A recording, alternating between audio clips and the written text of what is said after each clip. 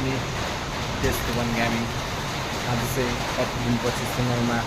वर्षा भइरहेको छ 2-3 दिन भइरहेको थियो पानी पर्ला जस्तो गरिरहेको थियो अहिले चाहिँ यो पानी चाहिँ सक्नुहुन्छ यहाँ असिना पानी भइरहेको छ मौसम चाहिँ चिल भयो चिसो हावा नि मस्त लाग्छ र असिना पानी पऱ्यो है गाइस जियोस् पानी परेर चाहिँ मौसम चाहिँ चिसो भइरह अब चाहिँ भोलिदेखि चाहिँ घाम तर्केला जस्तो है गाइस यतातिर हेर्न सक्नुहुन्छ गाइस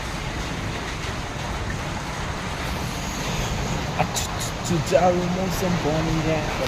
जियोस् गाइस मेरो दोकान नि अहिले आइरह बढिरह हल्का यतातिर हेर्न सक्नुहुन्छ पानी मौसम हेर्नु गाइस